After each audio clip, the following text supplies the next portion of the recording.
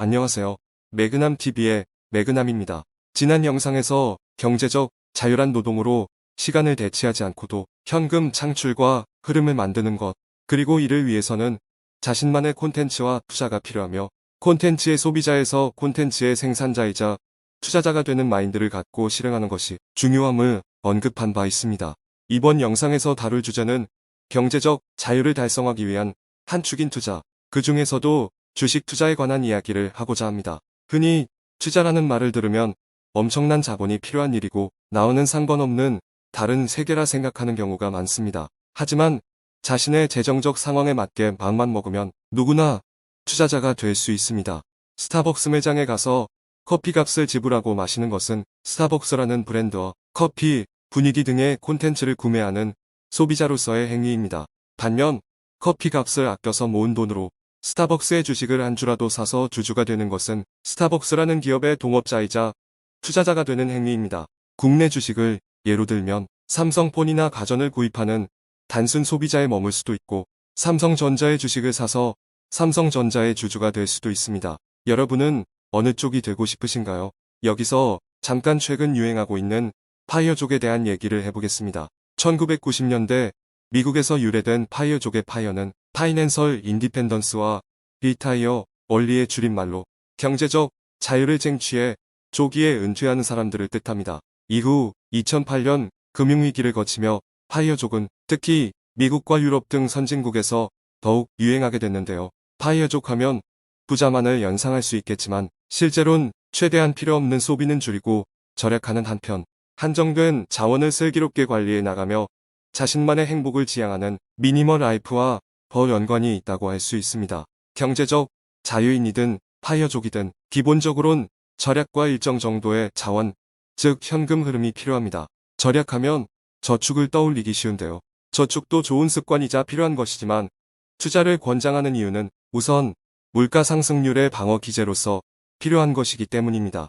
20년 전에도 10년 전에도 그리고 지금도 사람들은 물가가 너무 올랐어 라고 말합니다. 하지만 기본적으로 화폐의 가치는 시간의 흐름에 따라 떨어지게 마련이므로 물가는 시간이 경과함에 따라 지속적으로 오를 수밖에 없는 구조를 지니고 있습니다. 우리나라도 여타의 선진국들처럼 이미 저성장 시대에 들어선 지 오래이며 임금과 월급의 상승률이 물가 상승률을 따라가지 못하고 있습니다.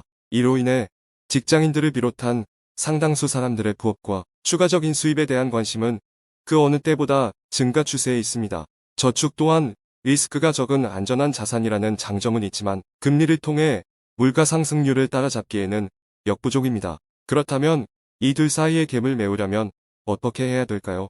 결론부터 말하면 시간의 흐름에 따라 떨어질 수밖에 없는 화폐의 가치를 거스를 수 있는 것 또한 시간이기에 시간이라는 복리의 힘에 투자하는 것입니다. 주식이든 부동산이든 투자에 따른 수익을 얻기 위해선 일정 기간 이상 보유하는 시간이 필요합니다. 따라서 적든 많든 자신이 갖고 있는 자산과 수입을 최소한 물가 상승률만큼이라도 유지하려면 본업 외에도 부동산이든 주식이든 투자를 통한 부가적 수익 창출은 필수적인 행위라 할 수 있습니다. 안타깝게도 국내에서는 아직도 주식 투자를 일종의 투기나 도박으로 생각하는 경우가 많고 주식을 하면 망한다 는 인식도 적지 않습니다. 이는 애초에 기업과 투자자 양측 모두 잘못된 방식으로 접근해왔기 때문이라 판단됩니다.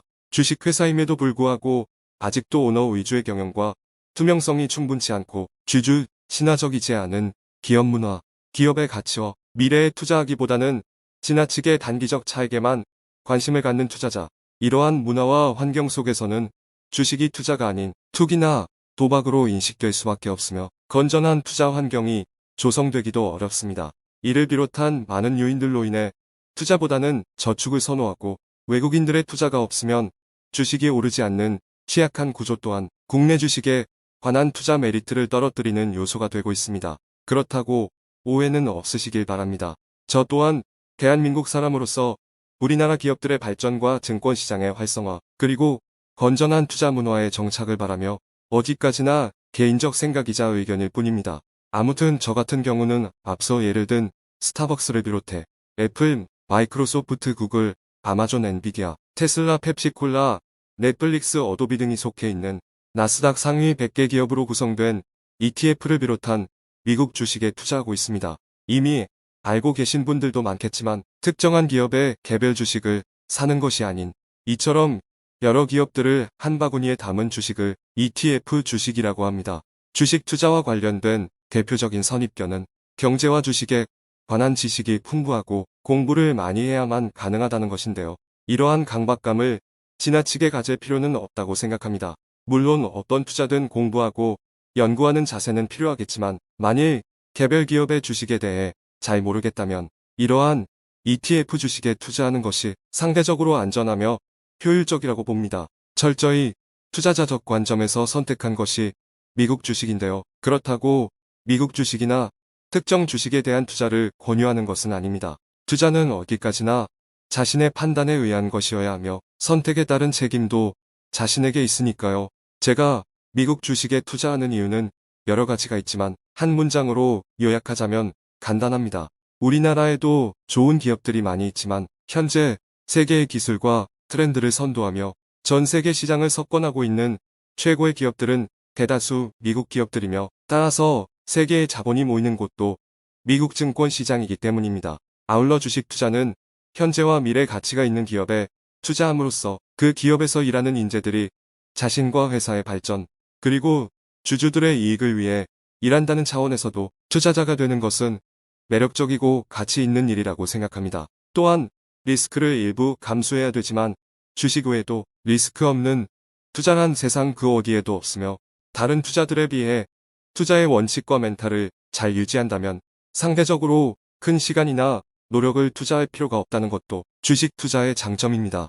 주식 투자는 현금 흐름을 위해 단기적인 차익 실현도 일부 해나갈 필요성이 있지만 기본적으론 중장기적 관점에서 접근해야 합니다. 주식은 기업의 실적, 경제 환경으로 인한 영향 등으로 오를 수도 떨어질 수도 있지만 중장기적으론 물가가 오르듯이 오를 수밖에 없는 구조를 지니고 있습니다. 늘 강조드리지만 생각보다는 실행이 중요합니다.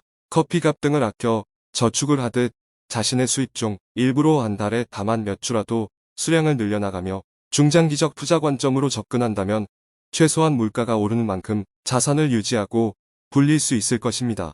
국내 주식이든 해외 주식이든 수입의 일부를 아껴 주식 투자를 통한 수익 파이프라인과 현금 흐름을 만들어 나가시기 바랍니다. 이상 투자의 필요성과 주식 투자에 관해 알아봤는데요. 주식과 관련해서는 이야기가 길어질 수밖에 없으므로 아래 더 보기란에 미국 주식 투자 정보에 관한 블로그 링크를 참조하시기 바랍니다. 본 영상이 여러분의 성장과 발전에 미약하나마 도움이 되셨길 바라며 다음 영상에서 또 뵙겠습니다. 여러분 모두의 도전을 응원하며 끝까지 시청해 주셔서 감사합니다.